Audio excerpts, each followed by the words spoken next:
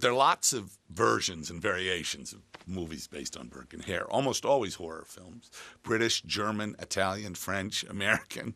And regardless, so I was interested in the subject. I go, sure. So I read the script, and I was very taken with their approach to it, which was to take truly loathsome characters. I mean, in real life, William Burke and William Hare were two Irish psychopaths, sleazebag, horror. I mean, they were terrible people who committed 16, perhaps 17, really cold-blooded murders to sell their bodies to Dr. Knox and other doctors. But the script's attitude was to turn them into romantic heroes, which I thought was very perverted and very funny. I like the idea of taking, well, I said this is taking Charles Manson and making him Sidney Carlton, which I really kind of thought was funny. So I said to Barnaby, I think this is interesting. I like this a lot. I think you could make a really unusual movie out of it.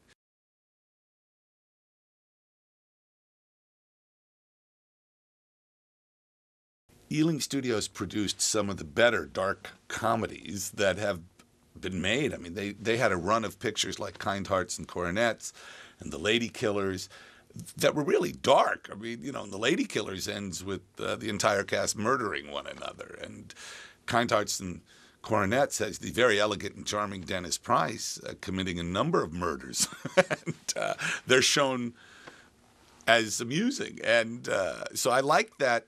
I was trying to capture that Ealing tone. The great Alec Guinness. I mean, the Ealing had amazing performers, and I was hoping to sort of capture that very dark quality. But it's very elegant, too. I mean, they made, one of the things about Kind Hearts and Coronets I've always adored is how elegant it is. It's very much like rich chocolate.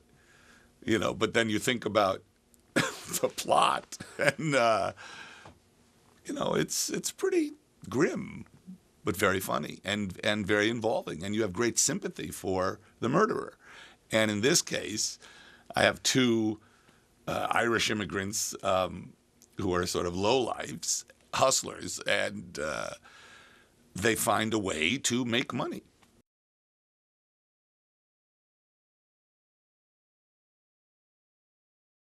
What attracted me in the script was it's taking a very dark subject and treating it with great wit and style. I'm hoping to recapture it. I mean, the movie, the humor and tone is a difficult thing when you're dealing with. It's a lot easier when you're dealing with the supernatural. People always quote an American Werewolf in London movie I made that they always quote about the horror and the humor. Well, that movie is a horror film. This movie is not a horror film. But they both deal with grisly things. This deals with vivisection and dissection and grave robbing. I mean, it's interesting because what the approach I like of Burke is I don't think Burke is immoral. I think he's amoral, which is actually worse. But he's just looking for a main chance. He says in the film, he says they can't blame us for trying to make a living,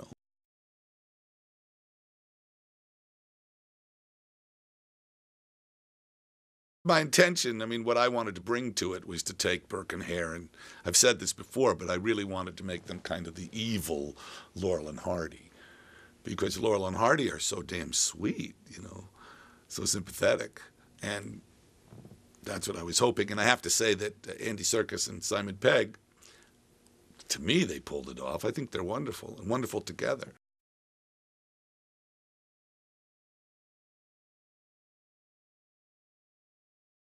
I think they're both fine actors. What's different for Andy is Andy Serkis has mostly played sinister characters or grotesque or, golems or King Kong. He's done a lot of motion captures. He's doing it right now. He's playing an ape again for the Planet of the Apes prequel they're shooting. But he is a wonderful actor. In fact, what sold me on Andy, truthfully, was I saw the Ian Drury movie, and I've seen him in a number of things. But when I saw Topsy-Turvy is a movie, Mike Leigh's movie, that I adore that movie. And I watched it again, and I didn't realize Andy was even in it. He's the very gay French choreographer, and he's terribly funny in it. And I thought, hey, and in this, I think he's very funny. I think that, and again, Simon has come to acting through stand-up and then sketch comedy and stuff, but Simon's a terrific actor. I mean, I think a much better actor than he knows even. I mean, he's a terrific actor and a pleasure. Dude, I really enjoyed working with him. He's wonderful. He's going to have a huge career. He's so likable. I mean, he already has a big career, but I think he's going to be here for a while.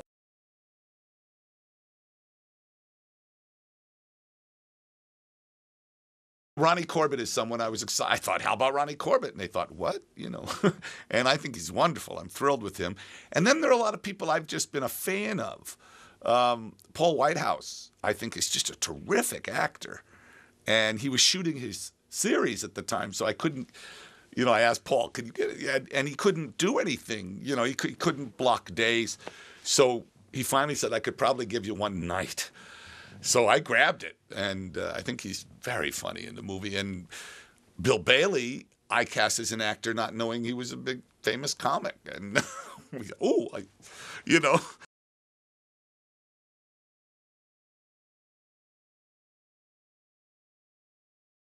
Sir Christopher Lee is an old friend, and I really, I asked him, would you play this would you do this for me?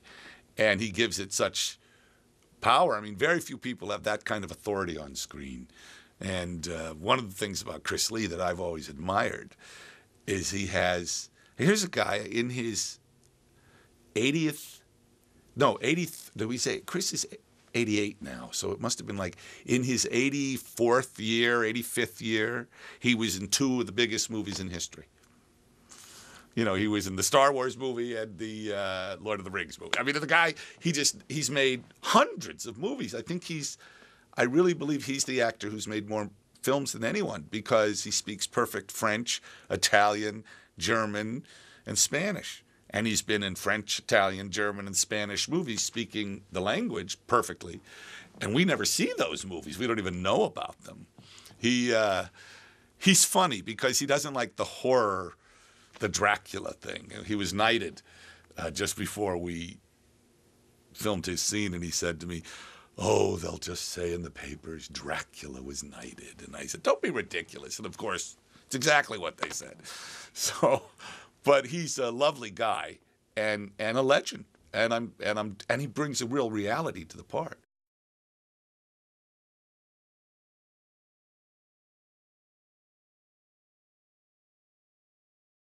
They're wonderful actors, and they both, it's interesting because what Munro does is, I mean, he's doing the same thing Knox is doing, but he rigs it. He's in cahoots with Lord Harrington, and he rigs it right at the beginning of the film so that he's the only one who gets the officially sanctioned corpses. And Dr. Knox is desperate for cadavers to teach and also to do his work. And what he's doing is important. I mean, there's a lovely scene in the movie where Dr. Knox has Hare in his office, and he explains to him the importance of his work. And Tom says it with great conviction because it's true. And of course, being our movie, then he goes from this rather noble rationale to, I'll need 2 a week. Basically ordering hits, he's ordering executions to supply. I mean, early in the film, he wishes for a natural disaster to supply the number of cadavers we need for his work. I mean, it's twisted.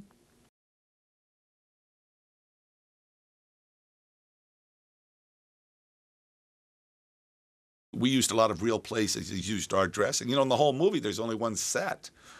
And I was on a stage 2 days for all the prison stuff. Everything else is a real place, which sometimes makes it more difficult.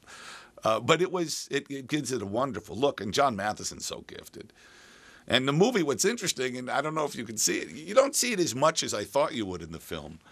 But England had a dreadful winter, and we were shooting away in it, and we were shooting in pouring rain and snow. And when you see the movie, I think it adds a tremendous reality to it because, you know, that breath is real and those people really are blue, you know, and the snow is coming down and everything's soggy. It gives it a nice feel.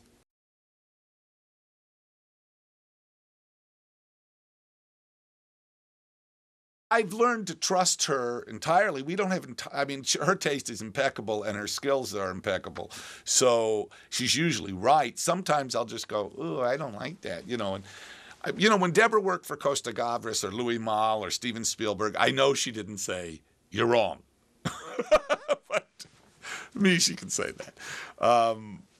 It's a pleasure working with someone who knows what they're doing.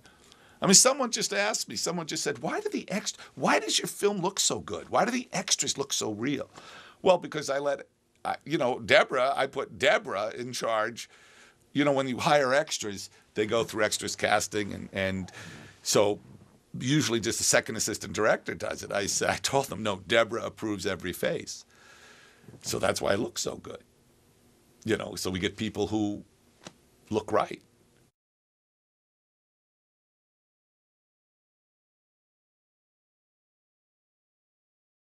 In a perfect world, this movie will find its audience, and those who respond to it will have a wonderful time and really visit a long ago place and meet new people and hopefully get involved in their story.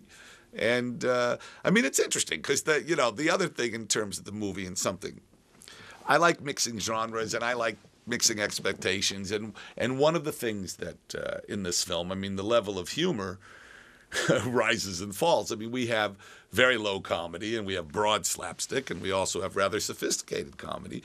It's quite a melange of styles, and I hope it works. My hopes are, one, I hope that it finds an audience and brings Ealing some money, because that's what Ealing hopes. That's what we all hope. My hope is that 200 years from now you can pull out this movie and enjoy it. That's what I hope.